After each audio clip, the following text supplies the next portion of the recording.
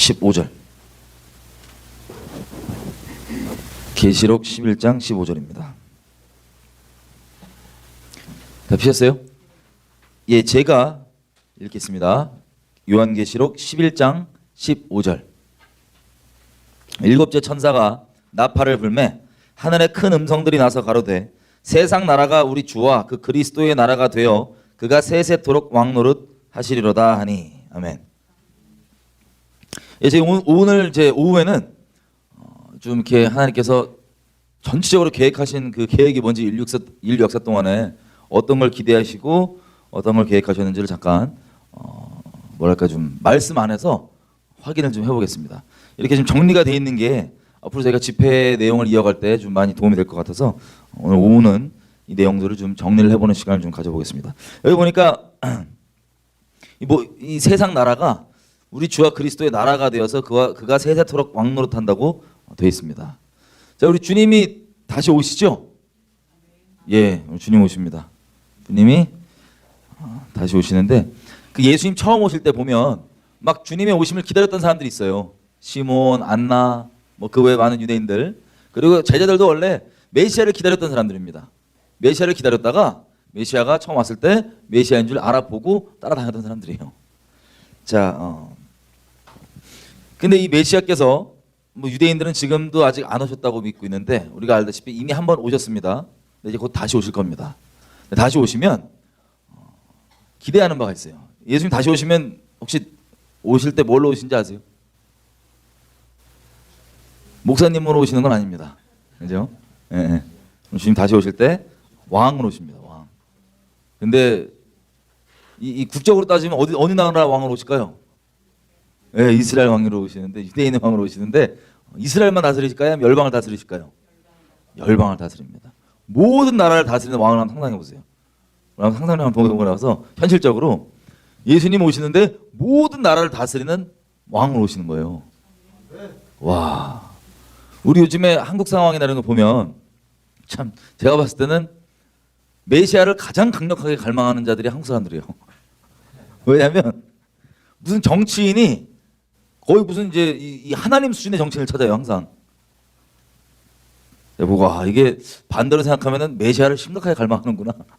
한국 사람들이 뭐 정치 때마다 막 그 정치인에 대해서 갖고 있는 기대와 바람과 이런 것들을 보면 이들은 본인은 인식하지 못하고 있지만 메시아를 기다리고 있는 거예요. 반장난 반 우스갯소리 진담입니다. 메시아를 기다리고 있는 것 같아요. 그들이 바라는 건 사람이 안 되고 하나님밖에 못하는 겁니다. 감사하게도 예수님이 전 세계 왕으로 오시는 거예요. 그럼 전 세계 왕으로 오시면 우리 힌트가 몇 가지 개념을 좀 저희가 정리를 해보면 보통 우리가 천국 간다, 뭐 예수님 다시 오시면 세상이 끝난다 이렇게 얘기하잖아요. 뭐 여러분들이 신학 배경 따라서 조금씩 차이가 다를 수 있겠지만 말씀 안에서 뭐라 그런지 좀 확인을 해보면 보통 제가 돌아다니면서 이제 우리 죽으면 어떻게 되냐 물어보면 천국 가면 어떻게 되냐 그러면 보통 사람들의 인식이 막 이렇게 그 약간 유령처럼 이렇게 막 연기처럼 떠다니면서 이렇게 막 그 공중에 날아다니는 줄 이런 개념이 있더라고요. 막 이렇게 기체처럼 막 날아다니면서 천국은 막 이렇게 막 이런 개념. 근데 우리가 하는 주기도문을 한번 살펴보면 우리가 기도할 때 뭐가 이 땅에 임하라고 기도하죠? 뭐가 임하라고 기도하죠? 나라가 이 땅에 임하기를 기도합니다. 유대인들은 우리랑 조금 다르게 그런 이렇게 막 천국 샤방샤방 이런 개념이 없어요. 이 땅에 그냥 임하는 것밖에 없어요. 개념이. 사실 둘 다인데 이 땅에 임하는 개념밖에 없어요. 근데 우리는 반대로 이 땅에 임하는 개념이 좀 희박합니다. 물론 이게 두 가지인데 바울도 이렇게 얘기하죠. 갈라디아서에 보면 예루살렘을 얘기할 때 히브리 말로 예루살렘을 예루샬라임이라 그래서 예루살렘 두 개를 얘기합니다. 예루살렘들. 그래서 바울이 갈라디아서에서 보면 뭐라고 얘기하냐면 하늘에 있는 예루살렘이 있고 땅에 있는 예루살렘이 있다. 뭐 자유와 종된 거 비교할 때 그 두 가지를 얘기하잖아요. 마찬가지로 하늘나라가 이 땅 가운데 임하는 게 예수님께서 이제 왕으로 오시면 임한다는 건데 소위 여기서 이제 천년왕국이라고 저희가 이제 얘기를 하죠. 자, 뭐 전천년, 후천년, 뭐 전천년도 종류 엄청 많은데 전 자세한 건 모르겠고 말씀만 몇 개 확인 좀 해보겠습니다. 자, 예수님 왕으로 오시면요, 여기 보니까는 그 하나님 나라, 그리스도의 나라가 임하는 건데 무엇이 그리스도의 나라가 된대요? 예, 세상 나라들이 변해서 그리스도의 나라가 된다고 합니다. 세상 나라들이 그리스도의 나라가 변한대요. 여러분 그럼 세상 나라들이 지금 뭐 있죠? 여러분 어느 나라 살고 계시죠 지금? 미국, 한국, 일본 뭐 등등등 이 세상 나라들이 어떻게 된다고요? 그리스도의 나라로 변한다는 겁니다. 저는 이 개념이 처음 들었을 때 깜짝 놀랐어요. 아니 세상 나라들이 그리스도의 나라가 되는 거구나. 변화해서. 우리 그 혹시 이스라엘 다 기도하시나요? 이스라엘 이제 기도하시죠? 예. 예. 우리가 몇 가지 좀 확인을 해보겠습니다. 하나님께서 우리에게 결국 기대하시고 의도하신 바가 뭐였는지.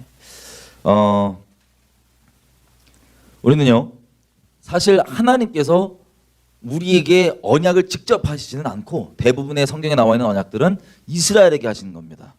하나님께서 이제 한 나라를 엄청 편애하시는 게 제가 삐질 정도로 나라 이름을 맨날 부르시잖아요. 뭐 때리는 내용으로 막 바벨론 이런 거 말고 이렇게 항상 막 화나시던 뭐 기뻐하시던 항상 이스라엘아 이스라엘입니다. 항상 이스라엘. 그래서 이스라엘을 하나님께 택하셔서 이스라엘과 언약을 맺으시고 인류 역사를 어제 우리 잠깐 봤던 것처럼 언약을 두고 쭉 이끌어 오셨던 겁니다. 그런데 지금은 이스라엘 사람들은 그걸 잘 못 누리고 있는데 이스라엘 사람들이 아닌 전 세계에 있는 예수를 믿는 사람들 있죠. 저 여러분 같은 이런 사람들은 성경에 기록되어 있는 이스라엘에게 하나님께서 약속하신 수많은 약속들을 이미 지금 우리 일상 가운데 누리고 있습니다. 잘 누리고 계시죠? 예, 못 누려도 이제 누리시면 되니까. 예, 그러니까 엄밀히 얘기하면 누리는 건 지금 우리인데 우리가 계약서를 쓰고 막 그러면 뭐 어떤 계약을 하든 간에 제일 중요한 게 계약서 처음 시작은 누가 누구랑 계약을 맺냐잖아요. 그죠? 제일 중요합니다. 만약에 계약서 딱 가지고 우리가 만약에 문제가 생겨서 법정에 갔는데 애시당초에 나랑 맺은 계획이 아니면 나랑 상관이 없는 거예요. 어떤 책임도 없고 뭐 상관도 없는 거예요. 그래서 누가 누구랑 맺냐가 제일 중요한데 하나님께서는 언약을 이스라엘과 맺으셨습니다. 우리랑 직접 맺으신 게 아니고. 근데 누리고 있는 우리가 누리는 거예요. 왜 그랬냐? 제 비밀이 좀 있습니다. 에베소서 가보겠습니다. 에베소서 2장 11절, 12절, 13절.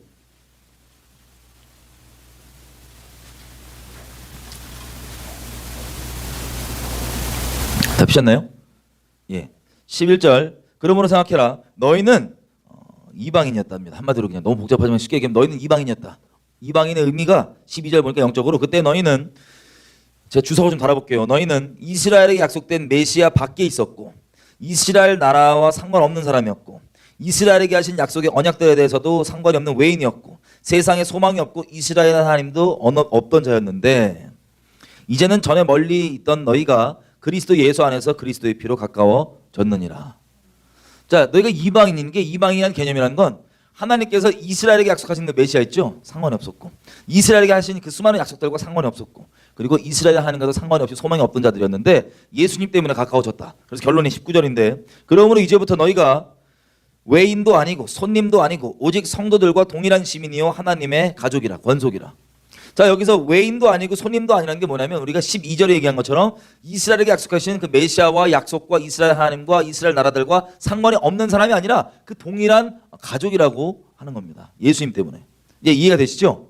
이거를 이제 바울이 로마서 11장에는 뭐라고 얘기하냐면 이런 비유를 씁니다. 너희가 접붙임 받았다. 이 감람나무 올리브나무에 이 야생 올리브나무인 너희가 이거를 가지가 꺾인데 접붙임 받아서 이 참 오리지널 참 올리브나무에 감람나무에 진액을 함께 받는 자가 되었다라고 얘기합니다. 자, 그게 지금 이 내용이에요. 그 참 감람나무의 이 진액이 뭐냐면 12절이 얘기하는 메시아, 이스라엘 나라, 그리고 이스라엘에 약속된 언약, 그리고 이스라엘의 하나님. 여기를 어떻게 접붙임 받았냐? 예수로 인하여서 접붙임 받아서 이것을 누리고 있다는 겁니다. 그게 지금 우리가 이 모든 것들을 성경 안에 약속되어 있는 모든 복들을 누리고 있는 비결이고 비밀입니다.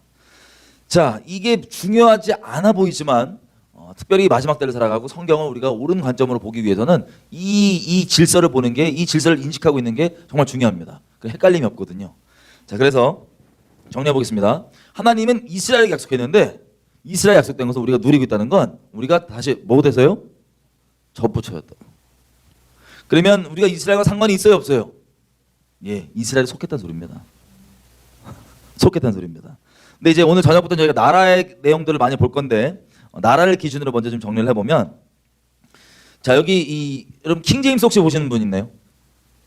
킹제임스 버전으로 보면 이 12절에 나와 있는 이스라엘 나라 밖의 사람이라고 얘기할 때 뭐라고 됐냐면 이스라엘 연방과 상관없던 사람이라고 되어 있습니다. 이스라엘 연방, 연방제, 이 부담스러운 말인데 연방, 이스라엘 연방, Commonwealth of Israel. 이스라엘 연방과 상관이 없던 사람이었는데 지금은 상관이 있다니까는 우리가 이스라엘 연방에 속했다는 소리죠. 쉽게 이해하면. 자, 여러분 연방 국가들이 혹시 뭐뭐 있는지 아세요? 연방 국가들?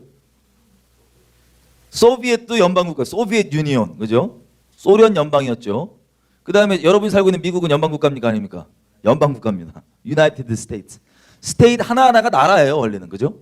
스테이트 하나하나가 나라인데 이거를 페더럴로 딱 모아갖고 연방 국가로 지금 가는 게 이거 바로 지금 미국입니다. 연방 국가예요. 영국도 영연방 뭐 등등 연방제가 이렇게 몇 개 있습니다. 독일도 연방으로 통일했고요.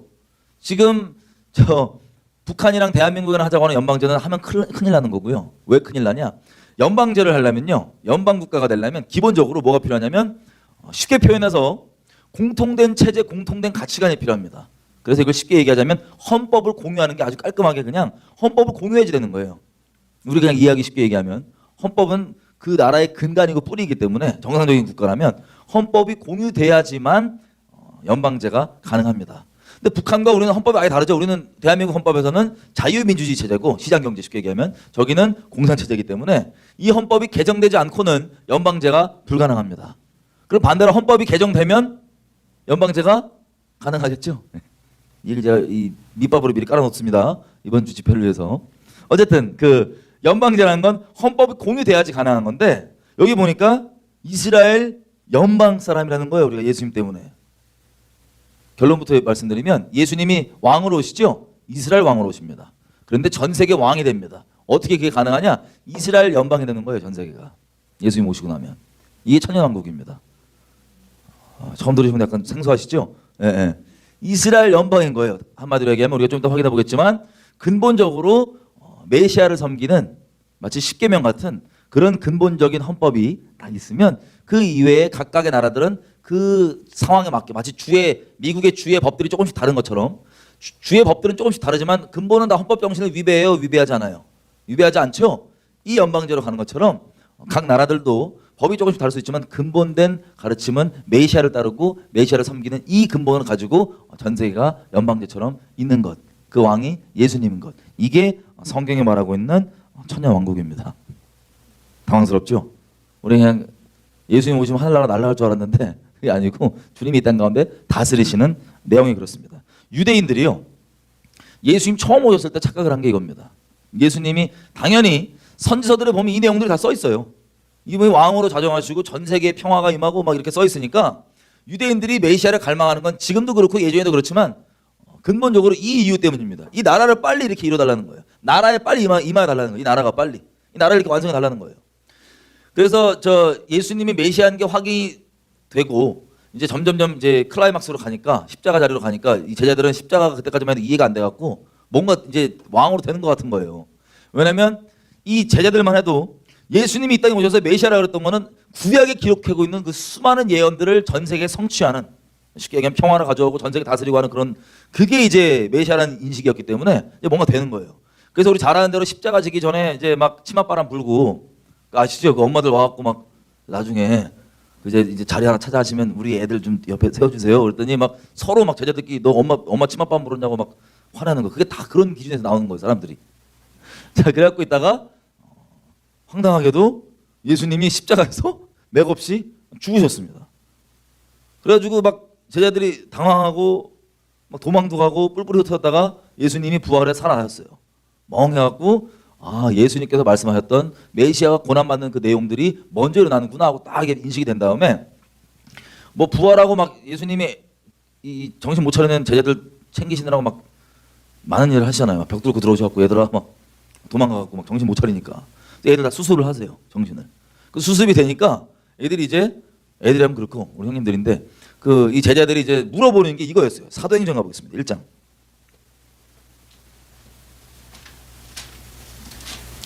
사도행전 1장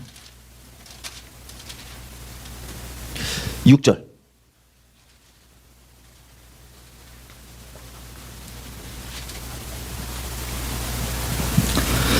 사도행전 1장 6절.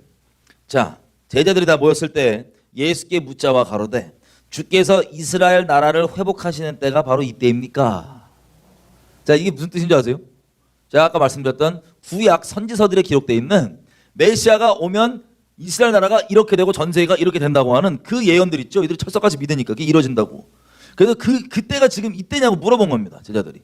그렇게 그 기록되어 있는 이 선지서에 기록되어 있는 그 내용들이 성취되는 게 지금 이때입니까? 메시아가 확정됐으니까. 이 부활까지 했으니까 진짜 메시아잖아요.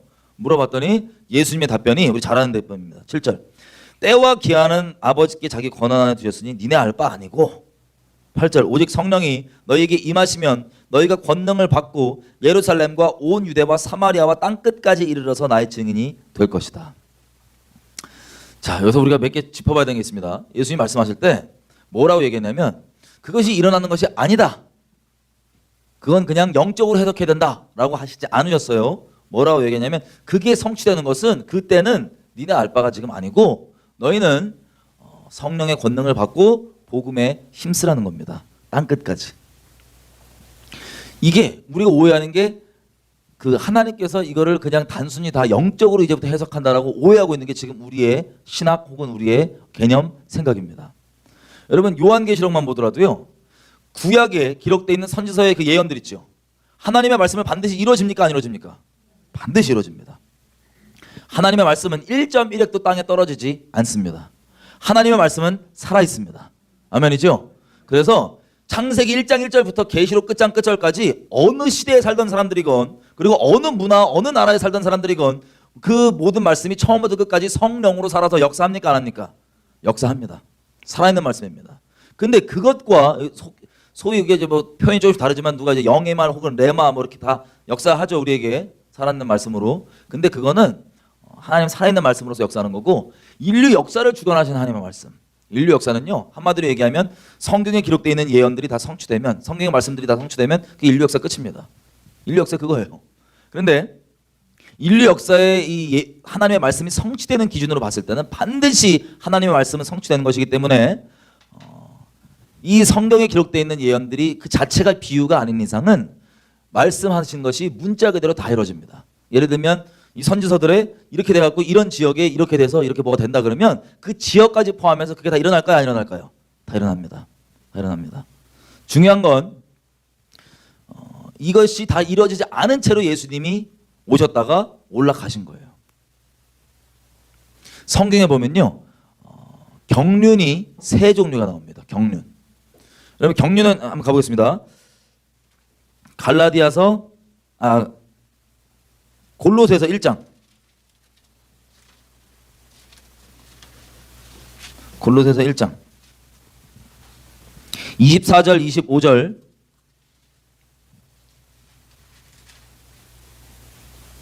보셨나요? 제가 읽겠습니다. 바울이 하는 거예요. 내가 이제 너희를 위하여 받는 괴로움을 기뻐하고 그리스도의 남은 고난을 그의 몸된 교회를 위하여 내 육체에 채운다.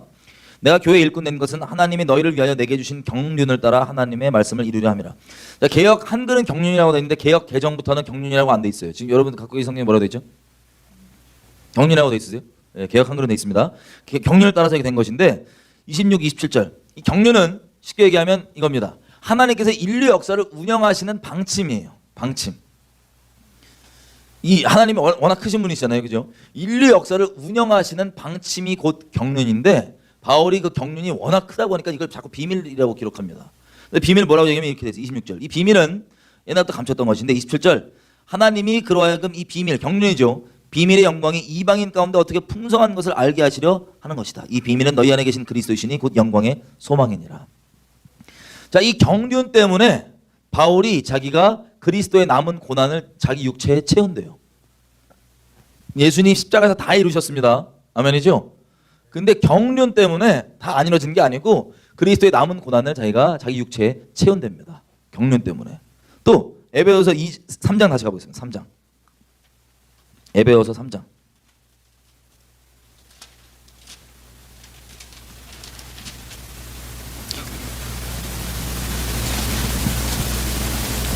(3장) 1절 2절부터 제가 읽어볼게요. 3장 2절 읽을게요.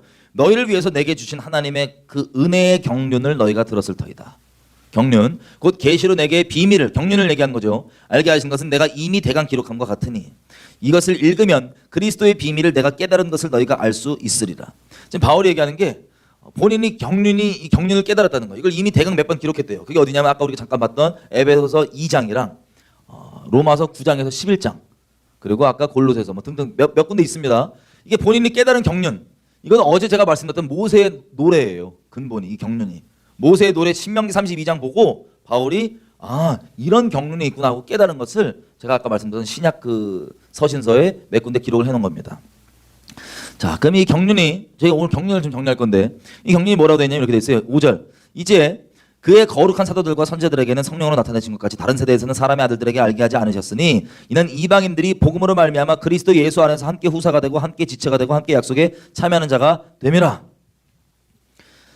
자, 이 경륜이 우리에겐 별로 생소한 게 아닌데 뭐라고 얘기하냐면 이스라엘 사람들이 아닌 이방인들이 이스라엘에게 접붙여지는 걸 얘기하는 겁니다. 접붙여지는 걸. 이게 경륜이라는 거예요. 여러분 시간을 줄이기 위해서 경륜을 제가 정리해드리면 성경에 경륜이 세 가지가 나옵니다. 하나님께서 인류 역사를 운영하시는 방침이 세 가지가 나옵니다. 1, 2, 3으로 쉽게 표현할게요. 1번 경륜은요. 어디가 주로 주님께서 초점 집중하셔서 이루어진 일이라면 이스라엘 내부입니다. 이스라엘 내부. 여러분 아브라함을 처음 부를 때 이 창세기 12장 보면 우리 잘 아는 대로 하나님께서 아브라함을 부릅니다. 그죠? 불러서 약속 주신 게 애를 주겠다는 거예요.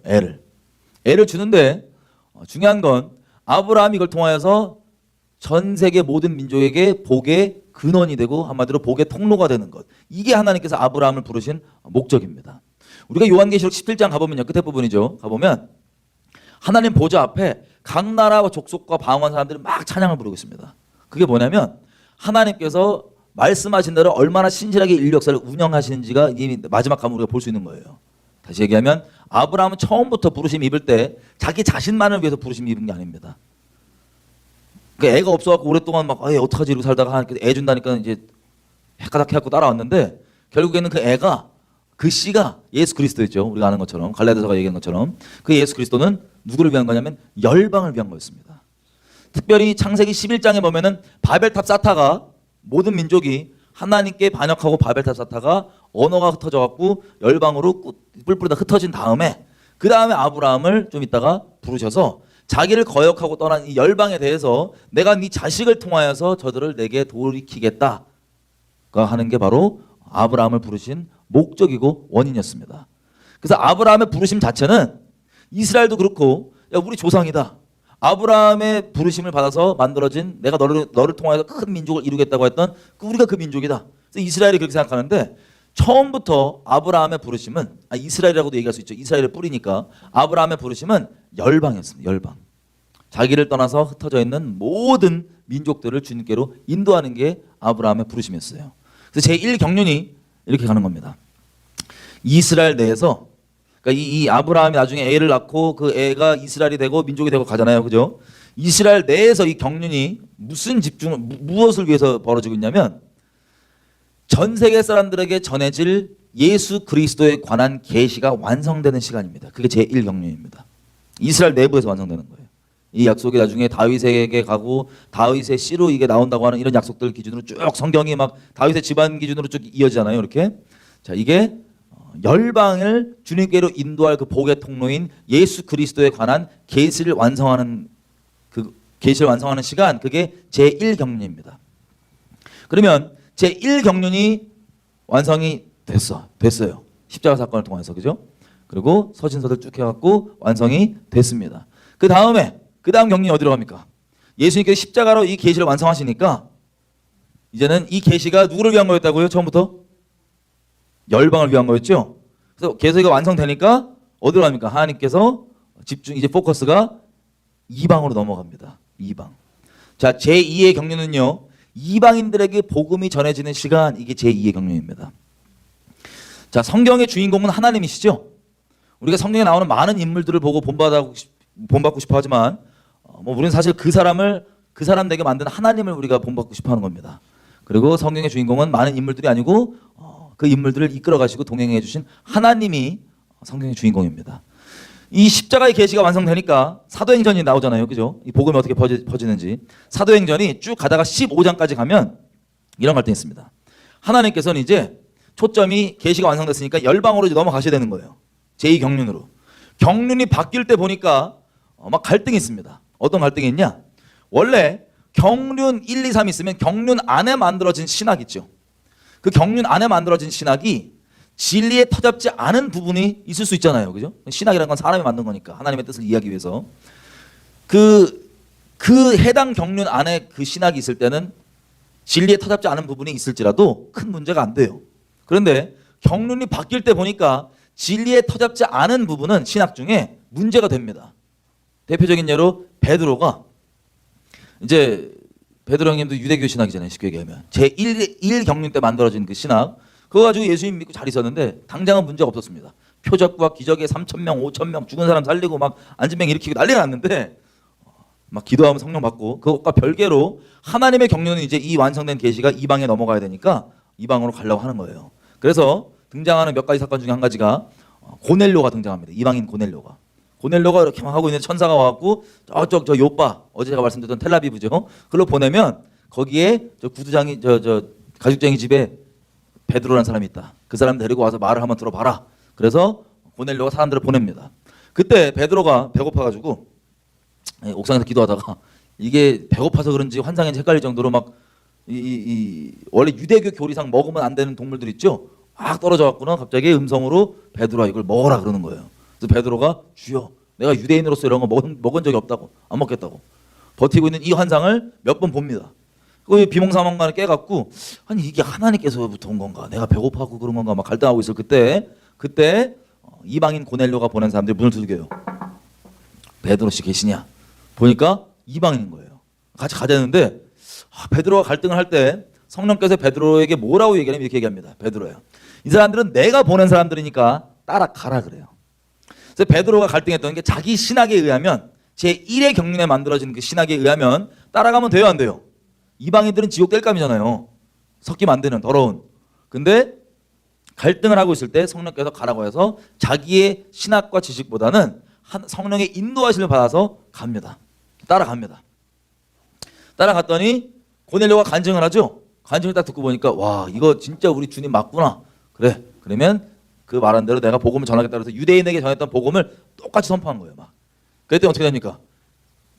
고넬료와 그 집안 이방인 사람들이 그 복음을 듣고 똑같이 구원받고 뒤집어진 걸 본 거예요. 베드로가. 그래서 보고 야 내가 잘못 알고 있었구나. 이게 유대인만 구원이 아니라 이방인에도 동일한 구원이 임하는구나 하고 그 제1 경륜에 만들어진 신학 중 잘못된 개념이 성령의 인도하심을 따라서 깨지고 성경에 보니까 원래 우리 부르심이 이방을 위한 거였지라고 이렇게 재정리가 되는 겁니다. 이해가 되세요?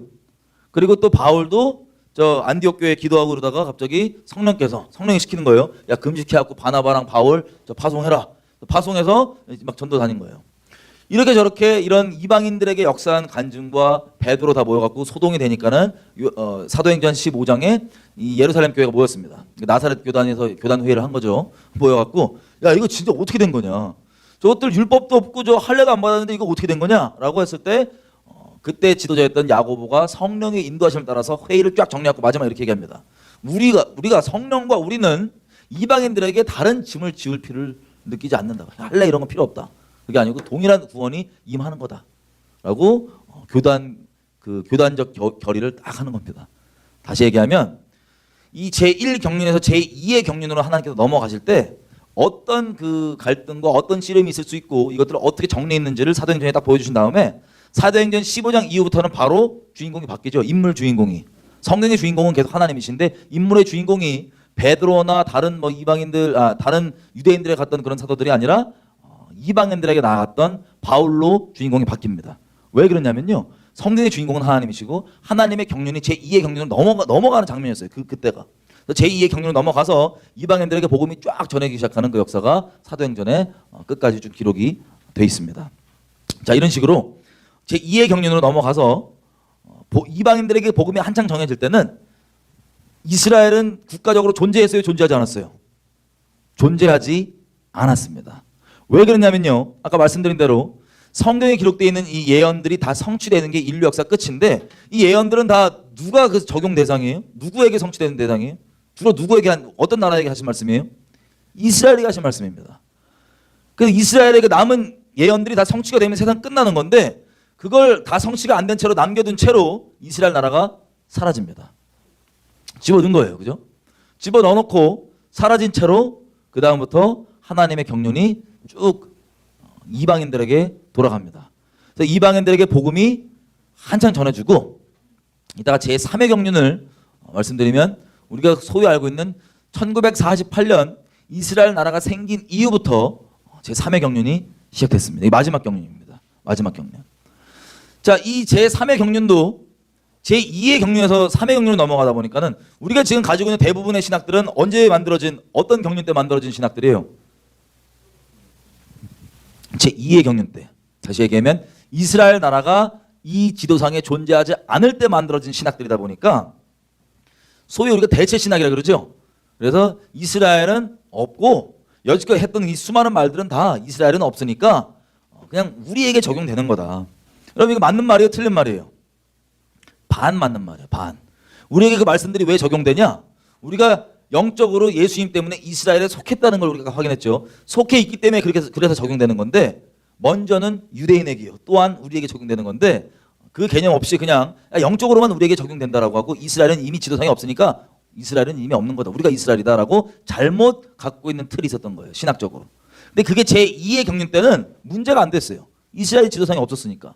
근데 문제가 언제부터 되냐면 마치 베드로가 갖고 있던 제1의 경륜이 제2의 경륜으로 넘어갈 때는 그게 문제가 됐던 것처럼 만약에 베드로가 성령께서 저 이방인들 저 따라가고 복음 전하라고 하는데 버티고 안 갔어요. 자기 지식대로. 성령이 인도하시면 분명히 계속 가라 그러는데 제가 안 갔어요. 그러면 베드로는 딱 거기까지였을 거예요. 쓰임 받고 뭐 그런 게 딱 거기까지. 그리고 바울과 이런 형님들 엄청 핍박했을 수도 있어요. 그죠? 당연히 그러지 않았죠. 이건 없는 가정이지만 그러지 않았죠. 마찬가지로 제3의 경륜으로 이스라엘 나라가 생기니까 그 전까지만 해도 문제가 되지 않았던 우리가 이스라엘이다. 우리가 이스라엘 대체했다고 하는 소위 대체 신학이 문제가 되기 시작합니다. 문제가. 지금도 성령의 인도하심을 받냐? 성령의 인도하심을 받는 게 성경에서 어긋나는 게 아니에요. 성경이 말하는 원래가 뭔지 우리가 눈이 가려졌던 게 열리는 겁니다. 쉽게 이해하면. 성경에 벗어나는 게 아니고. 베드로가 그랬던 것처럼. 자, 그래서 지금도 제3의 경륜으로 우리 살고 있는 이때에 아직도 제2의 경륜의 신학에 눈이 멀어 있는 분들이 있기도 하고 아직 성령의 인도하심을 그래도 받은 분들이 성경은 원래 이스라엘에 대해서 얘기하고 있었구나 하고 열리기도 하고 뭐 그런 때 우리가 지금 살고 있어요. 자, 어쨌든 이 경륜을 계속 얘기해 보면 소위 우리가 신학적으로 하나님의 어떤 성경의 역사를 바라볼 때 구약 신약을 딱 잘라서 나눕니다. 뭐 그렇게 인식들 많이 하잖아요. 그죠? 구약에는 이랬는데 신약에는 이렇다. 여러분 이 인식 자체가 제2의 경륜 때는 문제가 안 되는데 지금 이때를 살고 있는 우리에게는 이 틀을 그대로 갖고 있으면 성경을 있는 그대로 못 봐요. 성경을. 잘 들어보세요. 하나님은요. 소위 우리가 갖고 있는 개념은 구약 때는 하나님이 엄청 막 거치신 분이에요. 막 무섭고 막 후드로 때리고 막 승질 막 내시고 막 무서운 분. 신약 때는 막 이분이 아들이 죽으셔서 그런지 막 이렇게 막 힘이 빠지셔갖고 옛날 걸려서는 죽었는데 내가 요즘은 내가 사랑 이렇게 좀 구약 신약 다른 분으로 오해하는데 같은 분이십니다. 예전이나 지금이나 앞으로나 동일하신 분이세요. 아멘이죠? 자, 이 같다는 개념이 구약 신약 개념을 잠깐 좀 얘기를 해보면 소위 구원에 관련해서도 큰 차이가 있습니다. 구약 신약은 우리가 얘기하기로는 구약은 율법을 다 지켜야지 구원을 받았지만 신약 때는 아니다 라고 얘기합니다. 신약 때는 그냥 믿음으로 구원받는다 이렇게 얘기합니다. 여러분 진실은 구원조차도 예전이나 지금이나 앞으로나 동일한 하나님께 유대인이건 이방인이건 차별 없이 동일한 믿음으로만 구원받습니다. 동일한 복음, 동일한 믿음, 동일한 하나님께 동일한 구원을 받습니다. 차별 없이. 아멘이죠? 자, 이런 겁니다. 우리 바울 형님이 서신서에서 그렇게 설명을 했던 게 뭐냐면 바울은 이 하나님께서 말씀하시고자 하는 본질을 깨달은 거예요. 그래서 뭘 얘기했냐면 의인은 오직 믿음으로 말미암아 살고 하나님 앞에 설 수 있는 그 의는 율법을 행함으로 오는 게 아니고 하나님을 믿음으로 오는 게 그 의다. 근데 유대인들이 알아들어요? 못 알아들어요? 잘 못 알아듣습니다. 오랫동안 잘못 알고 있었기 때문에. 여러분 바울이 얘기하는 건요. 언제 얘기하는 거냐면 창세기 15장 가볼게요. 창세기 15장.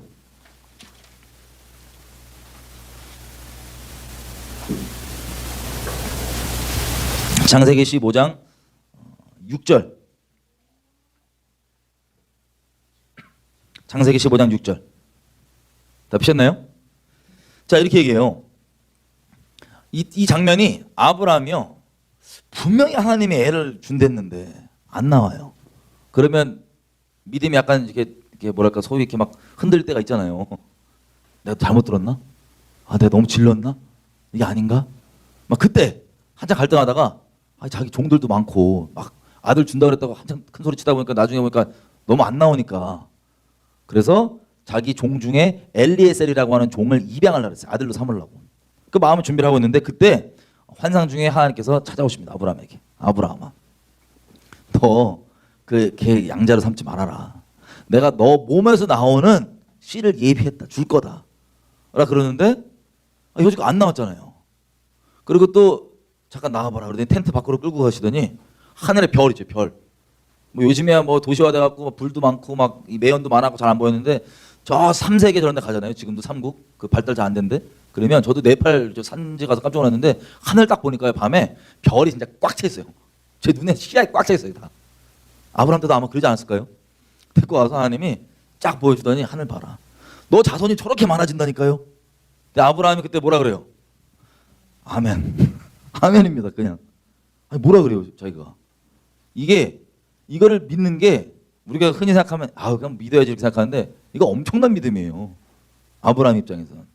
자기를 부인하는 믿음입니다. 왜냐하면 이렇게 자식이 많아진다. 지금 아브라함 형님이 부르심 받은 게 75세인데 뭐 오래 살아봤자 지금 50년 더 살까 말까인데 지금 형님이 50년 동안 애를 열심히 생산을 한다. 우리 자연적 법칙을 따라서. 그러면 우리 사람이 멍멍이도 아니고 많이 나봤자 한 2명 뭐 세게 땡기면 어쩌다 3명씩도 나오고 막 그럴 거 아니에요? 그럼 매년 1년에 이 사라 누님이랑 애를 생산하는 게 그 누님도 지금 할 맛인데 열심히 매년 생산을 해갖고 나오면은 민족이 지금 될까 말까 지금 부족이 될까 말까인데 지금 저 별에 이렇게 많은데 이 자식이 이렇게 많아질 거다라고 얘기하니까 이거 인간적으로 돼요 안 돼요? 되는 일이에요 안 되는 일이에요? 안 돼요. 아니 매년 동안 열심히 막 몸에 좋다는 거 다 챙겨 먹고 해도 안 돼요 이거. 근데 그렇게 된다니까 그냥 아멘으로 믿어요. 이 믿음이 자기의 경험, 자기의 능력, 자기의 어떠함, 뭐 자기가 알고 있는 알량한 지식 이런 거 다 초월해서 하나님의 말씀을 자기 모든 것들을 부인한 채로 믿는 거 있죠. 이 믿음, 이걸 하나님께서 딱 믿음을 받으시고 이걸 의라 여기시는 거예요. 이게 어떤 믿음이냐면 우리가 예수님을 믿고 믿음으로 살겠다고 하는 그 동일한 믿음입니다. 내 의지, 내 생각, 내 감정, 내 느낌, 나의 능력, 나의 어떠한 거 전혀 상관없이 하나님의 말씀을 믿음으로 믿는 것. 그래서 15장 6절 보니까 아브라함이 여호와를 믿으니 여호와께서 이를 그의 의로 여기시고. 자, 이 믿음이 의인 거예요. 이 믿음의 의를 바울이 계속 설명을 하는 겁니다. 아니 율법이 오기 전에 400년 전부터 이미 믿음으로 의롭다고 하나님 정해놓으신 것을 율법에 폐하겠냐? 그게 아니다. 니네 오해하고 있다 유대인들아 우리가. 그 설명을 계속 한 겁니다. 그리고 하박국도 뭐라고 해요? 막 한참 하나님께 따지다가 하박국이 왜 저런 거 내버려두면 저들 다 때려 죽이지 저거 왜 내버려둡니까? 막 승질내니까 하나님 정의도 없습니까? 저거 안 보이십니까? 막 그러니까 하나님이 바벨론을 들어갔고 저거를 남유다를 칠 걸 준비한 걸 보여준 거예요. 하박국이 황당해가지고 아니 저놈들은 우리보다 조금 더 나쁜 놈들인데 이방인들인데 저놈들과 악을 가지고 악을 때리는 게 말이 됩니까? 또 따지니까 하나님이 하박국을 딱 정신 차려갖고 그 본질을 보여주세요. 하박국 딱 보고 유대인이건 이방인이건 오직 믿음으로 있는 자만이 의로운 자고 유대인이라고 심판 안 하는 것도 아니고 이방인이라고 무조건 심판하는 것도 아니고 오직 믿음으로 사는 게 하나님 앞에 유일한 의인이고 의인은 오직 믿음으로만 사는데 그 자들이 이 심판 중에서도 설 수 있는 유일한 자들이구나 이걸 깨닫습니다. 그러니까 이게 구약 때 이미 그러니까 처음부터 하나님께 정해놓으신 믿음의 의 있죠. 믿음으로 얻게 되는 이 의로움을 계속 이어져 왔는데 구약 때는 사람들 오해를 한 거예요. 이 이스라엘 사람들이 언약 때문에 오해를 한 거예요. 언약 때문에. 결론적으로 얘기하면 구약 신약 상관없이 믿음으로만 구원받습니다. 이게 이런 거예요. 자, 이거 이렇게 떨어뜨리면 떨어지죠. 이게 떨어지죠. 이거를 떨어뜨리면 이게 중력의 법칙이라고 그래요. 그죠? 이거 발견한 사람 뉴턴인가요? 뭐 과학자 이걸 발견했다. 그러면 과학 공식으로 어떤 과학 물리 공식이 있으면 과학 공식으로 이걸 정리를 합니다. 그래서 언어가 굳이 같지 않아도 수학 이해하는 사람들은 전 세계 사람들이 그 과학 공식을 적용해서 누릴 수 있어요, 없어요? 누릴 수 있죠? 이 중력의 법칙 같은 거 예를 들면. 근데 이 과학자가 이 중력의 법칙 같은 것을 공식으로 수학 공식으로 정리하기 전에는 이 중력의 법칙 있었어요, 없었어요? 존재했어요, 존재하지 않았어요? 존재했죠? 정리가 안 돼 있을 뿐입니다. 다시 얘기하면 이 과학자가 그 법칙을 만든 게 아니에요. 원래 영원하신 하나님께서 만들어 놓은 눈에 안 보이는 이 법칙을 과학자가 그냥 모두가 이해할 수 있게 정리한 것 뿐입니다. 이걸 계시를 완성했다 그럴게요. 이걸 계시를 완성한 것 뿐입니다. 근데 그전 사람들은 계시가 완성되기 전에는 이걸 못 누렸냐? 아니요. 아는 사람은 누렸어요. 아는 사람은. 그전 사람들은. 계시가 완성이 안 됐을 뿐입니다. 마찬가지로 예수 그리스도께서 십자가에서 계시를 완성하셨지 원래부터 하나님의 아들을 믿는 믿음으로만 구원을 받고 의로움을 얻었던 겁니다. 그래서 그 계시를 완성하는 그 경륜이 바로 제1의 경륜. 계시가 완성되는 거예요. 계시가 다 완성되지 않을 때도 믿음으로 구원 받아야 안 받아요? 받습니다. 그래서 아브라함 최종 결론이 뭐예요? 자기 인생보다 더 소중히 여기는 아들을 바치라 해서 아들을 바치러 가는 게 하나님 살아가서 자기 자식을 준 거였거든요. 자기 자식을 확 잡는데 그때 하나님 말리잖아요. 그러니까 예수님이 이렇게 얘기합니다. 아브라함은 이미 내 때를 보았느니라. 뭘 봤냐면 하나님께서 자기를 불러서 모든 민족에게 복을 주겠다는 게 어떤 의미인지가 아브라함이 그때 정확하게 깨달은 거예요.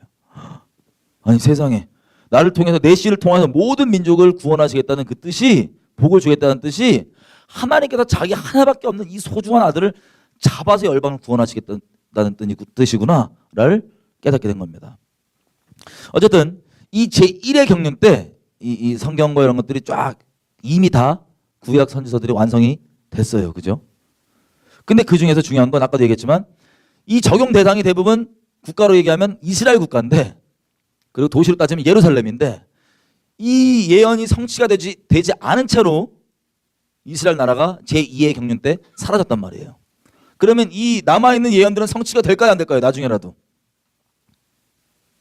아직 안 이루어진 것들은 될까요? 안 될까요? 이사야가요. 6장에 보면 이사야가 하나님과 그 인카운트를 할 때 하나님의 이 보좌를 열어서 보여주십니다. 보좌를 열어주셔갖고 이사야가 막 회개가 터져요. 나 부정한 입술로 거룩한 하나님을 뵀다. 나 어떡하냐? 나 죽겠다. 막 회개를 하니까 천사가 와갖고 이 불탄 나무 가지고 이렇게 딱 대죠. 이게 우리가 다 얘기하는 것처럼 우리가 십자가 처음 그 사랑 깨달았을 때 그 은혜, 그게 이제 이사야서 6장입니다. 그 이사야가 은혜 잔뜩 받고 있을 때 하나님이 이사야를 낚아요. 어떻게 낚으시냐면 이사야에게 말씀하신 게 아니고 자기들끼리 그냥 얘기하실 때 야 우리를 위해서 누가 가지? 우리를 위해서 누가 가서 저 얘기해 주지? 이렇게 막 하나님 혼자 얘기하시니까 이사야가 은혜 받은 채로 듣고 있다가 주여 저요 Here I am 나를 보내소서. 그게 그 장면입니다. 그래서 이사야가 헌신을 했더니 하나님이 헌신한 이사야에게 주는 약속이 이 경륜에 따라서 주는 거예요. 경륜에 따라서. 무섭게도 이런 내용입니다. 네가 가서 이 백성들에게 말하는데 이들이 보기는 보고 듣기는 들어도 깨닫지 못하고 그 귀가 막히게 된다. 이사야가 깜짝 놀랍니다. 아니 내가 선지자로 사역하는데 내가 선지자로 사역할 때마다 이 말씀 전하고 뭐 할 때마다 이스라엘 사람들 눈과 귀가 막힌다고? 와 주여 그럼 대체 언제까지 그렇게 눈과 귀가 막힙니까? 이 지금 살고 있는 이사야가 살고 있었던 그 이스라엘 땅이죠. 이 살고 있는 너희 나라에 너희 땅이 완전히 황무해지고 여기 사는 사람들이 뿌리 뽑혀갖고 먼 땅으로 옮겨지고 그리고 여기 있는 모든 도시가 다 박살나서 황무해질 그때까지 이들의 눈과 귀가 가려진다. 우리가 어제 그 경륜 봤죠? 하나님께서는 딱 말씀하신 대로 인류 역사를 아주 신실하게 운행해 가신 거였거든요. 이사야도 그래서 이미 시작 사역 초반부터 이스라엘 사람들이 들을 말이 아닌 거예요. 지금 자기가 하는 말이. 들을 수 있는 사람이 없다고 이미 인식해버리는 거예요. 그리고 언제를 얘기해? 말세를 위해서 계속 예언했던 거예요. 이사야서 대부분은 언제냐면 우리 사는 지금 이때를 위해 예언한 겁니다. 이때 일어날 일들을 예언한 겁니다. 그때가 아니고. 근데 아까도 우리 초반에 얘기했지만 하나님의 말씀은 영으로 모두에게 어느 시대를 살던 사람이건 살아서 역사가 되는 살아있는 말씀입니다. 하지만 인류 역사를 운영하시는 모든 예언의 성취가 인류 역사의 끝인데 그 인류 역사의 과정에서는 그 예언들은 아직 성취되지 않은 거예요. 완전히 다. 성취가 돼가고 있습니다. 지금. 자, 그런 차원에서 요한계시록은 선지서에는 기록이 돼 있지만 아직 성취되지 않은 내용들 있죠. 선지서에. 그것들이 다 이루어질 것들을 모아져 있는 게 요한계시록이지 새로운 내용들이 아닙니다. 요한계시록은. 하나님 말씀 자체가 그래요. 처음부터 말씀하신 게 점점 구체화될 뿐이지 새로운 내용을 말씀하시지 않았습니다. 그래서 구약, 신약 하나님 동일하신 분이시고 구원 방법도 같아요, 달라요? 같습니다. 그럼 언약도 우리 소위 구약, 신약 하면은 옛날 언약, 지금 언약 그러는데 자, 옛날 언약을 한번 보겠습니다. 아브라함을 부르셔서 드디어 민족을 만드신 거예요. 민족을 이스라엘 민족을 만드셔서 이제 언약을 더 구체화시키시는데 이게 바로 출애굽기 19장입니다. 출애굽기 19장 5절 6절. 출애굽기 19장 5절 6절. 다 피셨나요? 자, 여기 보면 이게 이거예요. 이 출애굽을 한 다음에 시내 산으로 드디어 데리고 왔습니다. 모세가 이스라엘 백성을. 하나님 인도하심을 받아서.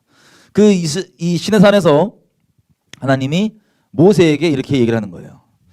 5절. 세계가 다 내게 속하였나니 너희가 내 말을 잘 듣고 내 언약을 지키면 너희는 열방 중에서 내 소유가 되겠고 너희가 내게 대하여서 제사장 나라가 되며 거룩한 백성이 될 것이다. 너는 이 말을 이스라엘 자손에게 고할지니라. 이렇게 모세가 이스라엘 백성에게 얘기하겠죠. 내용이 뭐냐면 이겁니다. 5절에 보니까 너희가 내 말을 잘 듣고 언약을 지키면 하나님 소유가 될 것이고 6절. 너희가 내게 대해서 제사장 나라가 되고 거룩한 백성이 될 것이다. 너 이렇게 원하느냐라고 모세가 물어본 거예요. 이스라엘 백성들한테. 근데 이스라엘 백성들이 아멘 그렇게 하겠습니다 라고 해서 그 언약식을 맺는 겁니다. 그렇게 아멘 하니까 하나님이 뭘 주시냐면 10계명을 쫙 주십니다. 이 20장 보시면 그래서 10계명을 주신 거예요. 너랑 나랑 그럼 언약을 하면 네가 내 말 잘 들 거지. 그럼 너는 이제부터 내 뜻을 섬기는 나라, 제사장 나라가 되는 거다.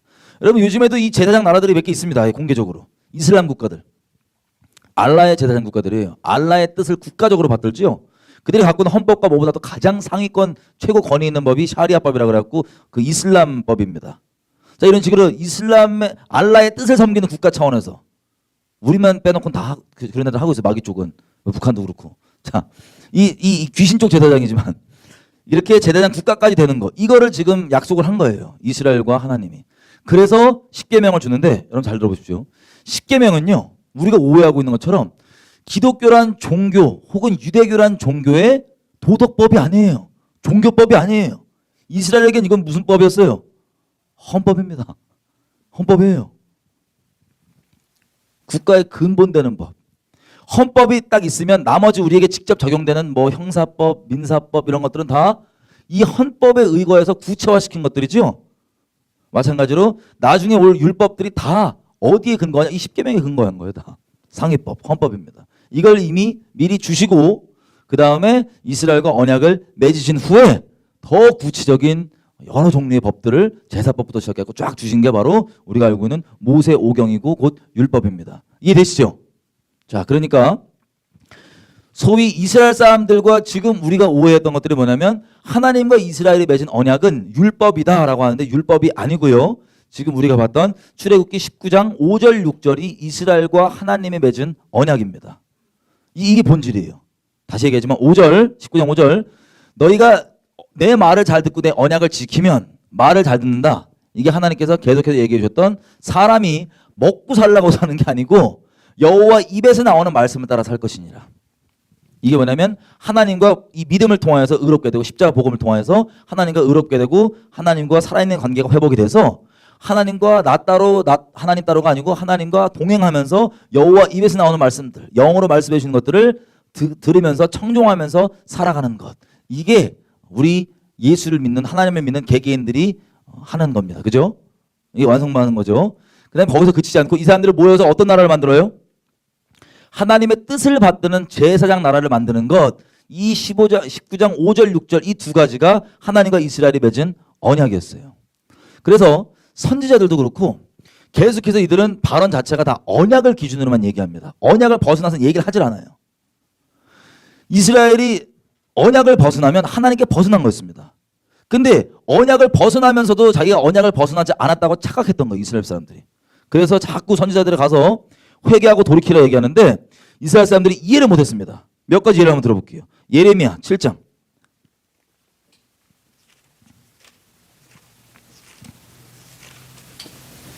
예레미야 7장 22절 23절.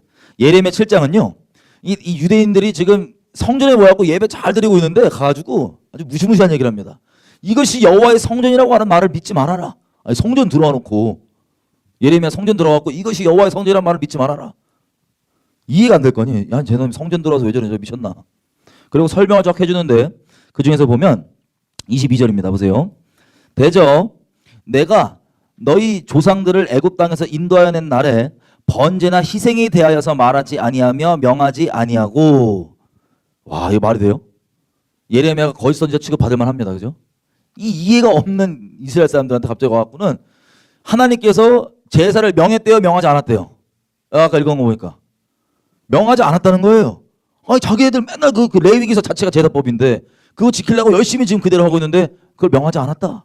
그 다음 오직 내가 이것으로 그들에게 명하여 이르기를 너희는 내 목소리를 들으라.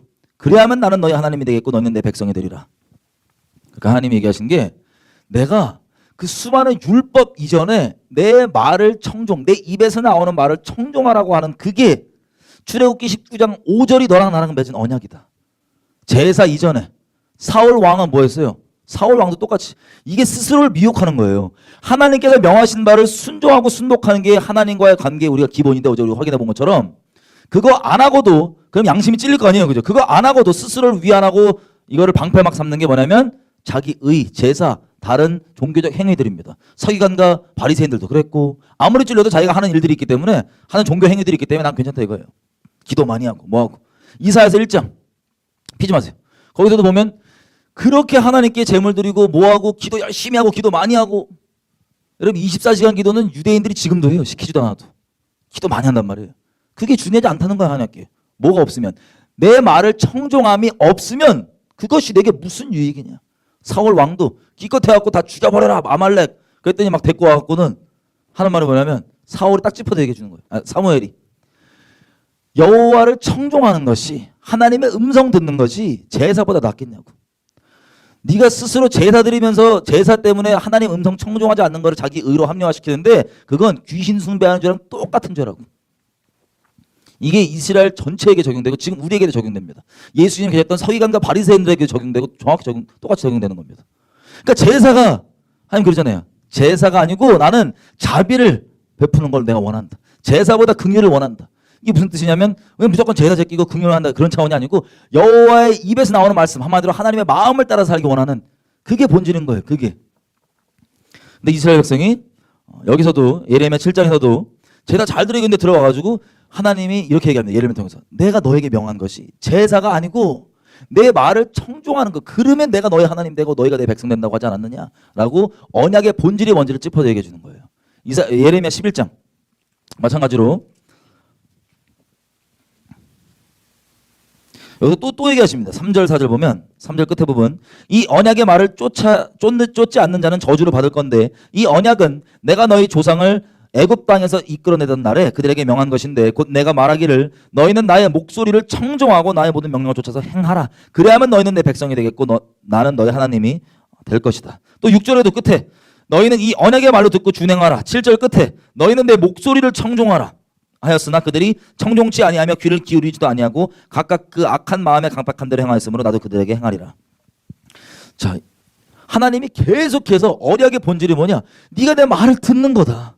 네가 내 음성에 청종하는 거다. 이 얘기를 해주는데 이들이 다른 수많은 제사법과 이런 다른 율법들 때문에 이 본질을 까먹은 거예요. 그래서 하나님이 이 언약을 다시 리뉴얼 해주신 겁니다. 그게 예레미야 31장 31절.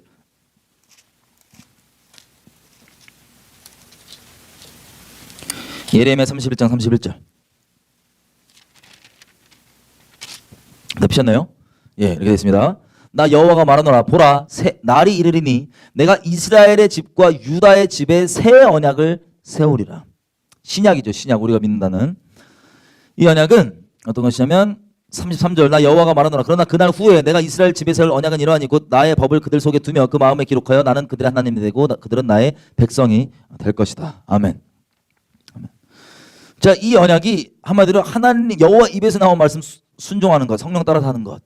이게 우리가 신명기 어제 밤에 봤던 30장에도 똑같은 말씀이 있죠. 이게 어려운 말이 아니고 네 마음에 심히 네 입이 있고 네 마음에 심히 가까워서 네가 그것을 행할 수 있느니라. 그러니까 계속 같은 얘기를 하는 거예요. 구약 신약 다르지 않아요. 본질이 똑같은 얘기인데 헷갈리니까 그냥 딱 거두절미해 버리고 너는 마음을 다하고 뜻을 다하고 너희 주 하나님을 사랑하라. 이거. 자, 그래서 구약 신약 안 다른 거 우리 이해되시죠? 이제 다른 게 아닙니다. 헷갈려하니까 딱 짚어서 본질만 딱 다시 한번 정리를 한 거예요. 그리고 31절 보면 이게 이 새 언약을 맺은 대상도 이방인인 우리가 아니고 나 여호와가 말하노라 보라 날이 이르리니 내가 누구의 집과 누구의 집에 언약을 세운다고요? 이스라엘의 집과 유다의 집에 새 언약을 세우리니. 자, 이런 식으로 구약 신약 다른 하나님이 아니고요. 구원조차도 우리가 확인해 본 것처럼 다른 게 아니고 똑같은 겁니다. 근데 그거를 우리가 신학적으로 오해하고 있고 또 구약과 신약이 다르다는 그 틀 때문에 자꾸 이걸 색안경 껴서 봐요. 말씀을 볼 때 있는 그대로 못 보고. 그리고 이게 왜 중요하냐면 지금 이 마지막 때 주님 오시기 전에 하나님께서 개인적 차원으로 국가적 차원으로 뭘 원하시는지를 우리가 오해할 수가 있습니다. 자, 경륜이 그래서 우리 말씀드린 대로 경륜으로 1, 2, 3 경륜이 나뉘어질 뿐이지 구약 신약으로 하나님이 다르신 분이 아니라는 거 이해됐죠? 예. 그래서 지금은 이스라엘 나라가 다시 생겼잖아요. 그러면 하나님께서 구약들에 이미 기록해 놓으신 이 수많은 예언들이 이제 성취가 될까요, 안 될까요? 됩니다. 성취가. 그때로 우리가 살고 있는 거예요. 그래서 예언이 성취가 되는 남은 예언들이 분명히 써 있으니까 몇 개가 남았는지 이런 거만 확인해 보면 야 얼마나 주님 오실 때가 가깝다 안 가깝다를 느낌 말고 말씀을 통해서 알 수 있는 겁니다. 이해되시죠? 예. 주님 오실 때가 가깝습니다. 그래서 이 시대를 잠깐 돌아보면 이 경륜 제2의 경륜 때 일어났던 그 국가적 차원의 언약 제2의 경륜 때는요. 복음이 이 이방인들에게 전해지던 시대였기 때문에 그 국가적 차원의 언약은 거의 잊혀져 있습니다. 국가적 차원의 언약이라고 하면은 출애굽기 19장 6절 있죠. 개개인들이 하나님을 똑바로 믿고 이 사람들이 하나님의 뜻을 섬기는 나라를 만드는 것. 이것까지가 언약의 세트거든요. 그래서 선지자들도 다 발언이 처음에는 내용이 우상 숭배하지 마라. 주님께 똑바로 순결히 돌아오라가 처음으로 시작해서 끝에는 다 무슨 얘기예요? 나라 얘기합니다. 전부 다. 이 정책은 이래서 안 되고 저 정책은 저래서 안 되고. 이게 그냥 이 언약에 대한 이해가 없고 그냥 옛날에 이스라엘 그랬나 보다 넘어가신 분들은 그냥 이해 안 되게 넘어가실 거예요. 이거 왜 이렇게 승질내지? 이게 뭐가 문제지? 아니 저 나라랑 같이 동맹 맺는 게 뭐가 문제지? 왜 함께하는 것 같다 책망하지? 이게 다 하나님의 제사장 나라가 되는 국가적 차원의 언약과 관련이 있는 겁니다. 자 이렇게 되면 힌트가 조금씩 나오겠죠. 제가 이제 무슨 얘기를 할지. 단적인 예로 아모스서 6장에 보면요.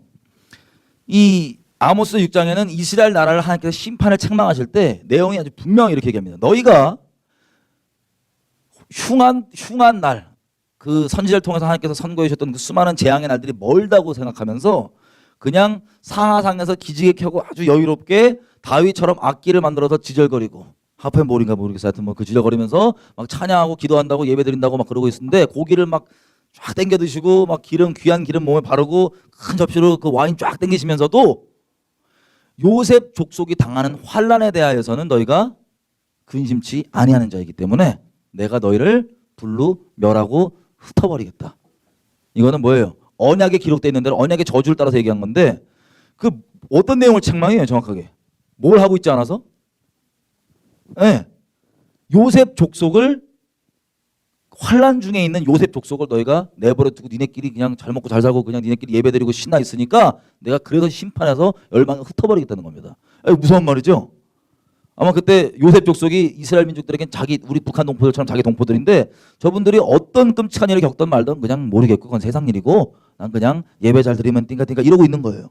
그래서 하나님께서 그 이유 때문에 열방에 흩어버리신다고 얘기하는데 이 얘기를 하나님께서 어떻게든 이스라엘 민족이 심판받기 원해서 아니면 심판하는 걸 원치 않고 돌이키길 바라서 얘기를 해주는데 이들의 반응이 이 정도입니다. 에스겔서 7장 가볼게요. 아모스서 7장 가볼게요. 이들의 반응이요.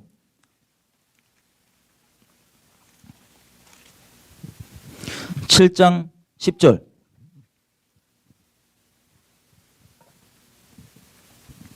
7장 1절부터는 막 내용이 어떤 심판으로 임할지를 막 선고하는 겁니다. 그리고 어떻게 아모스가 막 중재했는지도 막 나오고요. 10절에 보니까 그때 베델의 제사장 아마샤가 이스라엘 왕 여로보암에게 기별하여 가로되 이스라엘 족속 중에 아모스가 왕을 모반하나니 그 모든 말을 이 땅이 견딜 수가 없나이다. 이 애석하게도 하나님께서 그 국가적 차원의 언약을 따라서 니네들이 지금 동포들을 그렇게 모른 척하는 것들 이런 것들 때문에 이런 재앙이 일어난다고 얘기해주고 돌이키라고 기다렸는데 제사장이라고 하는 아마샤는 이 하나님의 자비의 음성을 어떻게 듣냐면 세상 정치 이야기로 들어요. 그래서 뭐라고 얘기하면 여로보암 왕한테 여로보암 왕이시여 보니까 지금까지 정권 교체하려고 저런 소리 하는데요. 저도 많이 듣는 얘기인데 저 극우라서 저런 소리 하는데 우파라서 저 우파가 아니거든요. 저는 저 정권 교체하려고 저 쿠데타 모반 일으키려고 저런 얘기하는데요. 이게 실제 인식이 이스라엘에도 그랬고 지금도 우리 그래요. 왜? 이 말씀이 똑바로 안 열려서 있는 그대로. 이러다가 이스라엘은 나중에 끝까지 회개 안 하고 나중에 이제 박살이 나죠. 자, 이게 선지자들이 겪었던 일입니다. 또 예레미야도 보세요. 그렇게 회개하라 그러다가 끝까지 회개 안 하는데 막판까지 가니까는 뭐라고 얘기해요? 빨리 바벨론 왕에게 항복하라고. 그랬더니 이스라엘 민족이 저 매국노 저거 저 매국노 자식, 소위 한국으로 따지면 저 친일파 자식 뭐 이런 거예요. 이래가지고 때리고 막 집어넣고. 어쩜 역사가 반복된지 똑같이. 예레미야가 그 세상 정치 이야기한 거예요? 아니면 하나님 말씀 전한 거예요? 하나님 말씀 전한 거였어요. 이런 식으로 뭐 또 다른 선지자들 다 마찬가지죠. 어디랑 동맹 맺으면 안 된다. 뭐 이사야는 뭐 애굽이랑 같이 하면 안 된다. 뭐 어디 이걸 왜 보여줬냐? 우리를 지금 따지면 그게 무슨 문제지? 싶은 건데 하나님께서는 우리 개개인의 인생만 주관하시는 분이 아니시라 예배당 안에만 거하시는 분이 아니라 온 열방의 왕이십니다. 그리고 하나님을 아는 자들이 기대하는 바가 하나님을 개인적으로 순결히 사랑하는 데서 그치는 게 아니라 정말 제한 없이 주님을 따르면 주님을 사랑하면 이 언약관으로 접붙여지는 거잖아요. 그럼 결국에는 뭘 만들려고 그러겠어요? 하나님 뜻을 받드는 제사장 나라까지 만드는 게 하나님의 언약의 총체입니다. 전체입니다. 이게 전체 그림입니다. 지금 이 시대에 보면 이 언약에 대해서 그냥 하나님과 개인 관계만 전부, 예배당 안에서 종교 생활하는 게 전부라고 오해해서 지금 이렇게 되고 있는데 이 세상은 영적이죠. 예배당 안에만 영적인 게 아니고 이 세상 다 영적이죠. 예배당이 제일 안영적이에요. 보니까 영적이라서 어둠에 우리가 원래 우리 건들 다 내버려 두니까 어둠 애들이 마귀적으로 차차차차 다 이거를 세팅을 해놓고 있는 그 시대에 우리가 살고 있습니다. 그게 우리의 직결된 심판과 축복의 결과 원인이기도 한데 그렇게 제가 살고 있는 것을 봅니다. 자, 그래서 예고편으로 제가 한번 정리를 쫙 하고 지금 시대까지 정리를 한번 하고 저녁 때 좀 자세하게 얘기를 할 텐데요. 제 2의 경륜 때 이스라엘 나라가 없는 채로 복음이 퍼졌습니다. 그래서 주로 우리 만들어진 신학들은 그냥 개인 차원의 하나님과의 어떻게 구원받고 관계 맺는지가 주로 우리가 지금 갖고 있는 제 2의 경륜 때 만들어진 신학들입니다. 근데도 섭리적으로 보니까 이 복음이 들어가고 전해지면서 우리가 지금 살고 있는 이 정치 시스템과 세상 시스템들이 아주 조금씩 하나님 나라의 퍼즐 조각들을 갖고 회복이 되어 왔어요. 우리 잘 아는 대로 이 십자가 이 복음이 막 퍼지고 기독 신앙이 막 퍼지니까 숫자가 원래 이방인들이 유대인들보다 훨씬 많으니까 이방인들이 많아졌습니다. 마귀가 작업을 해갖고 카톨릭이라는 종교를 만들었어요. 기독교를 딱. 그래갖고 태양신 종교죠. 온갖 이방 이 잡종교 그대로 이때 이게 딱 예수만 간판 살짝 넣어갖고 예수 비스무리한 걸 할까 넣어갖고 기독교란 종교를 타이틀로 천주교를 만들었습니다. 그래서 중세 암흑기가 오죠. 쫙. 그래갖고는 원래 초대교회가 누리고 있던 이 충만의 충만을 다 뺏어가고 껍데기만 남겨갖고 그렇게 종교화 시켜놓고 잘 붙잡고 있다가 그 다음에 하나님께서 진리를 하나씩 회복하시는데 마틴 루터 이분이 처음은 아니지만 하여튼 결과적으로는 이분이 종교개혁을 확 단행을 합니다. 그죠? 그래서 원래 초대교회가 누렸던 진리 중에 하나가 회복돼요. 뭐냐면 의인은 오직 믿음으로 말미암아 산다고 하는 이걸 언약적으로 얘기하면 출애굽기 19장 5절에 나와 있는 개인사에서 하나님은 어떻게 따르는지 그게 이제 다시 회복된다고 보시면 돼요. 그죠? 하나 회복됐습니다. 그리고 종교 개혁으로 쭉 가면서 이게 퍼지니까 여러 뭐 구교 신교 싸움이라고 세상은 얘기하는데 이건 영적 전쟁입니다. 쉽게 얘기하면. 뭐 여러 가지 정치 상황들이 얽혀 있긴 하지만 그 본질은 이겁니다. 이 개혁 세력이라고 하는 사람들은 신앙을 말씀 그대로 믿겠다고 하는 사람들. 말씀 그대로 믿게 내버려 두라. 카톨릭 천주교 애들은 야 우리가 시키는 대로 우리 권위 안에서 우리 안에 속해서 가지 네가 함부로 말씀 갖고 까불지 말아라. 우리 말이 곧 말씀이지 니네가 말씀 저거 까불지 마라. 이런 거였어요. 자, 이 싸움 중에 뭐 프로테스탄트랑 뭐 카톨릭이랑 막 싸우다가 뭐 유럽에서 이런저런 전쟁하다 결과적으로 얘기해 보면 북유럽에 이렇게 이 자유가 신앙을 말씀 그대로 믿을 수 있는 자유가 세팅이 되고 또 이 안에서 여러 가지 뭐 갈등과 여러 가지 이해관계들 때문에 결론적으로는 여러분들이 지금 살고 있는 미국에 누가 넘어옵니까? 청교도 아저씨들이 말씀 똑바로 믿겠다고 신앙하겠다고 넘어왔습니다. 미국이 생겼고요. 여기서 뭐 남북전쟁 치르고 그 암세포가 땄던 노예제도라고 하는 그런 죄악들 다 도려내고 결국에는 그 다음에 선교 부흥이 터집니다. 그래서 그때 쫙 전해지면서 어디에 또 복음이 전해집니까? 열방에 복음이 전해지고 대한민국에도 꼭 미국만 왔던 건 아니지만 그래도 주체적으로 복음이 전해지고 이런 식으로 쭉 가왔던 역사를 우리가 이미 알고 있습니다. 자, 우리가 이번 집회 동안에 몇 가지 세상의 정치 제도도 몇 개 볼 건데 미리 예고편으로 살짝만 말씀드려 놓으면, 여러분 지금 뭐 미국에서도 제가 알기로는 자유 때문에 엄청 힘들어하시는 걸 잘 알고 있어요. 어떤 자유냐?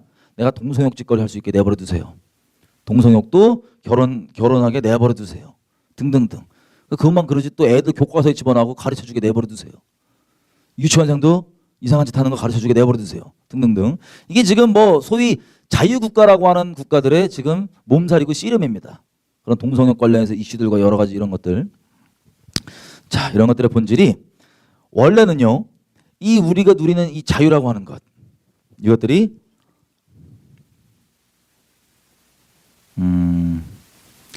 자유에 나중에 한꺼번에 할게요. 예, 예. 나중에 한꺼번에 할게요. 어쨌든 이 개신교 사람들이 말씀 안에서 어떻게 나라를 다스리는 체제가 나와야 되는지를, 저는 이걸 성령의 섭리라고 얘기하는데, 하나씩 마치 과학자들도 원래 하나님께 만들어 오신 질서를 계시가 되었고 정리했던 것처럼 뭐 법에 대한, 법치에 대한 것들, 그리고 자유시장 경제에 대한 것들, 그리고 결론적으로 나오는 자유민주주의에 대한 것들이 하나님의 말씀 때문에 탁탁탁탁 나와갖고 지금 우리에게 전해져 왔던 겁니다. 제2의 경륜 때. 자, 그래서 이것들이 우리가 세팅이 돼서 이것들 가는데 그 본질을 잊어먹고 까먹다 보니까 우리가 지금 그 자유를 이상하게 하나님을 대적하는 쪽으로 막 써먹고 그러고 있는 겁니다. 오늘 오후에는 그 언약의 종류 중에 출애굽기 19장 5절 6절 따졌을 때 5절은 개인적 차원의 언약, 6절은 국가적이죠. 국가적 언약은 저희가 나중에도 다루기로 하고 5절만 정리를 해보면, 자, 하나님의 음성을 청종하는 사람. 하나님의 음성 잘 청종하고 계신가요? 어제 오후랑 저녁에 나왔던 게 이 내용 나눈 거예요. 우리가 이미 내 마음의 뜻 다 정해놓고 하나님께 나아가서 하나님께 묻는다고 하지만 결국에는 그게 뭐예요? 자기 욕심을 합리화해주는 말만 아멘 하면서 따라가는, 그게 우리가 지금 이 지경이 만들어지게 됐던 원인이라고. 마음속에 주님 앞에 정말 다 내려놓고 나가는 그런 게 아니라. 이런 거랑 똑같습니다. 우리 말씀이 우리 주님이시죠? 말씀 있는 그대로가. 아멘이세요? 말씀이 있는 그대로가 주님인데, 우리는 이제 소위 어떻게 생각하냐면, 어떤 말씀 보다가 부담스러우면 눈을 감아요. 영적으로. 잠깐 감아갖고 이해가 안 되는데요, 넘어가요. 그 다음에 내가 이해가 되는 건 아멘, 아멘, 아멘. 이렇게 입으로는 말씀이 주님인데 내가 주님이래 갖고요, 말씀을 내가 원하는 것만 쪽쪽쪽 받아들여요. 원하는 것만. 그래서 우리 마음속에 있는 하나님이라는 개념이 성경이 말하는 있는 그대로 말씀이 얘기하는 하나님이 아니고, 내가 만들어 놓은 아주 좋으신 하나님. 그냥 좋지 않아요. 아주 좋으신 하나님. 나한테만. 그게 이 시대의 큰 문제가 되고 있는 겁니다. 한마디로 말씀이 나의 주인이라고 고백까지는 하는데, 어제 우리 봤잖아요. 고백은 똑바로 다 해요. 누구든. 고백은 똑바로 하면서도 마음에 원하는 대로 얘기 안 해주니까 예레미야한테도 너 지금 거짓말했다고 막 승질내고 난리치잖아요. 고백은 잘합니다. 고백이 중요한 게 아니에요. 진짜 내 마음으로 말씀이 내 주인이냐 아니냐. 말씀이 내가 받아들이기 힘든 거건 아니든 간에 내가 그냥 있는 그대로 말씀을 내가 순복하느냐. 이 싸움입니다. 지금 개인적으로는. 이거 안 되니까 다 각자 얘기하면, 아유, 하나님 그렇게 일 안 하셔요. 네가 하나님이십니까? 무서운 분들 많이 봤어요. 자, 이런 식으로 이런 갈등이 지금 있는데, 개인적으로 하는 거를 우리가 어제 봤고, 오늘 저녁부터는 국가적 차원에서 하는 거를 자세하게 볼 겁니다. 오늘 인트로 격으로 좀 이제 이해가 좀 되셨나요? 예, 구약, 신약 다르지 않고 하나님의 경륜이 있을 뿐이고, 그리고 아까 얘기했던 것처럼 이스라엘 민족에게도 언약 자체가 본질은 하나님의 음성을 청종하는 이 개인들이 모여서 국가적으로 하나님의 뜻을 받드는 국가로 만드는 것. 그게 언약의 이제 풀 세트고, 이거에 대해서 우리 소위 제2의 경륜에 만들어진 신학, 이방인들이 주로 갖고 있는 이 신학으로는 지금 국가적 차원에 대한 것들은 많이 눈이 가려져 있고, 그냥 개인적 차원으로 구원받는 것들이 주라고, 전부라고 생각하고 있는 그 상황 가운데 우리가 무엇을 해야 될지 저녁부터 자세하게 좀 보겠습니다. 그래서 그 이스라엘 연방이라는 게 그런 차원에서, 이 나중에 예수님이 왕으로 오시잖아요. 그러면 저 부시에는 우리가 전 세계가 각자 저는 그 완성의 단계는 다르겠지만 각자가 그것을 알고 기도하고 그렇게 해왔던 이 사람들이 같이 주님과 다스리지 않을까라는 생각을 갖고 있습니다. 예수님 오시면요. 마치 그러니까 그리스도 이 세상 나라들이 다 그리스도의 나라가 된다고 되어 있는데 예수님 오셔야지 그게 완성이 될 거라고 저는 봅니다. 마치 저희 개개인들이 중심으로는 하나님을 따르기로 결정했지만 성화의 과정이 있죠.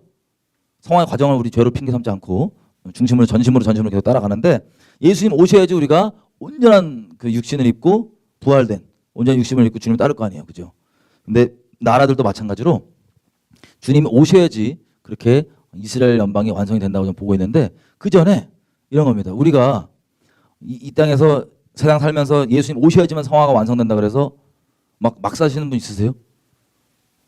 어차피 그때 완성된다며 막 사시는 분 있으세요? 있습니다. 구원파라 그래요. 우리가 그 사람들을. 이단. 마찬가지로 이 국가적 차원에서도 하나님께서 이 땅에 우리가 사는 동안에 빛과 소금으로서 그리고 하나님의 뜻을 분명히 아는 자로서 그것을 우리가 기도하면서 같이 해왔던 자들이 하나님과 나중에 예수님 왕으로 오실 때 너희가 같이 나와 다스리리라 할 때 다스리는 자들로 될 거라고 저는 보고 있는데 대한민국도 오늘 저녁에 예고편 미리 말씀드리면 하나님을 섬기기 위해서 이 제사장 국가의 역할을 위해서 만들어진 나라였습니다. 그래서 이게 만약에 대한민국 국민들이 자기 정체성을 깨닫고 그리고 열방의 이 깃발을 높이 들기 시작하면 열방들이 다 어떻게 됐어요? 지금 대한민국이 우리는 지금 스스로 부끄러운 상황 가운데 있지만 제3개발도상국들은요 대한민국의 원래 롤모델이었어요. 성장할 때. 근데 그 비결은 새마을운동도 아니고 근본적으로 들어가면 새마을운동도 아니고 뭐 어떤 것도 아니고 근본은 하나님의 언약입니다. 그 내용들이 이제 비밀로 감춰져 있는 것들을 저희 저녁부터 쭉 볼 거예요. 그래서 오늘 저녁에 같이 이것들을 볼 텐데 같이 기도를 이렇게 했으면 좋겠어요. 간단하게 여기 계신 분들과 오늘 저녁부터 이게 보실 분들을 위해서 하나님 근데 이 내용들을 안 들으면 또 이게 좀 헷갈리실 텐데 어쨌든 기도를 좀 해주십시오. 왜냐하면 우리가 나라와 이 상황들을 볼 때 단순히 우리 정치적 성향도 아니고 세상이 말하는 뭐 이런 것도 아니고 마치 아모스와 예레미야나 이렇게 하나님 마음을 따라서 하나님 뜻을 따라서 얘기하고 기도했던 것처럼 우리가 그것들을 쭉 국집회로 이제 이어나갈 텐데 오게 되는 분들도 다 하나님께서 어떤 생각과 어떠한 의지를 갖고 있던 간에 다 마음들을 열어주시고 붙잡아 주셔서 하나님께서 원래 계획하신 하나님 나라가 이 땅 가운데 이루어지고 임하는 그 통로가 되는 사람들로 한번 세워주셔서 정말 주님 오실 길이 예비하는 하나님 사람들이 될 수 있도록 도와주십시오. 또한 이것이 단순히 우리 개개인들이 그렇게 되는 것을 그치지 않고 여러분 살고 있는 미국 또 지금 우리의 조국이라고 하는 대한민국도 다 하나님 뜻대로 갈 수 있도록 우리가 그렇게 교회들이 돌이킬 수 있도록 우리가 그 통로 되기 원합니다. 같이 기도하는 자 되기 원합니다. 그렇게 붙잡아 주시고 지혜와 계시를 열어주십시오. 은혜 구합니다. 되겠습니다.